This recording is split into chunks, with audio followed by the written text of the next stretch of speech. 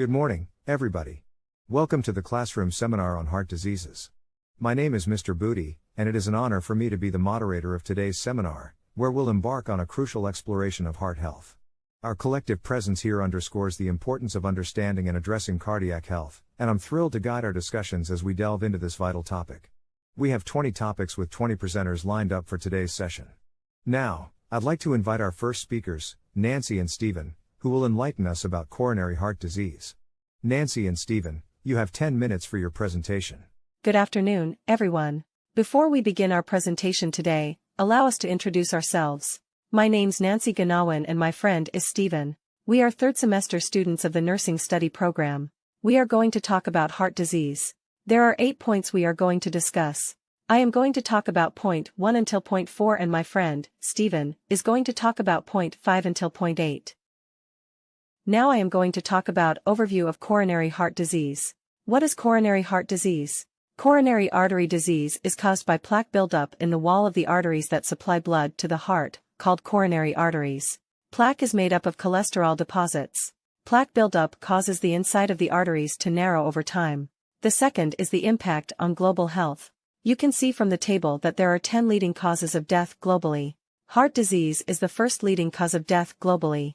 It means that there will be many patients with heart disease in hospitals that nurses need to take care of.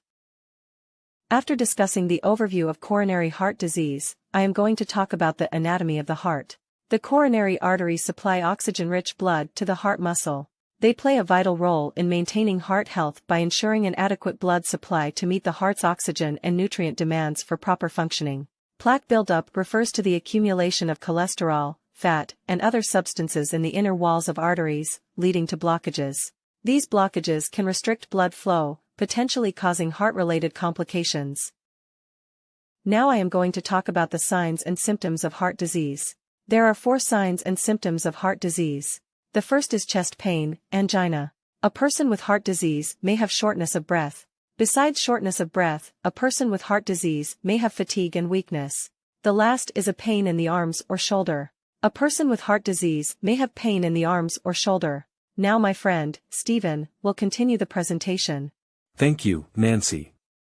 Now I am going to talk about the risk factors of heart disease, modifiable risk factors and non-modifiable risk factors.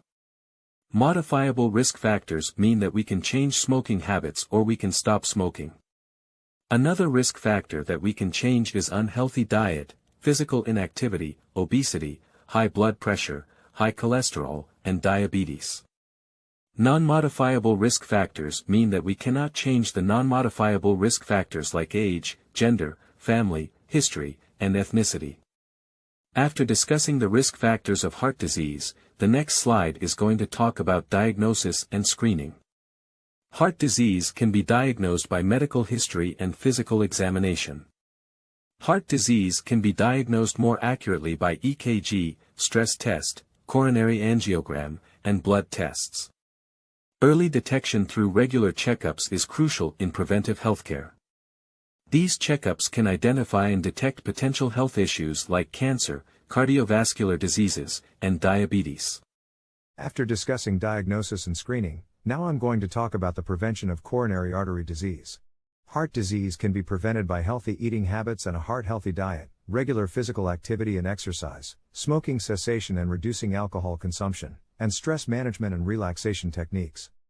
The next topic I'm going to discuss is treatment options. Coronary artery disease can be treated by medication and surgical interventions, for example by bypass surgery, installing a stent, pacemaker, and balloon and inflating it. The last point is promoting heart health in the community. Public awareness campaigns and health promotion initiatives play crucial roles in fostering healthier communities. Educational programs in schools and workplaces serve as vital platforms for health promotion.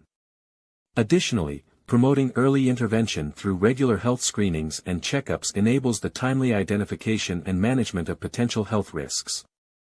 That's all about our presentation, and thank you for listening.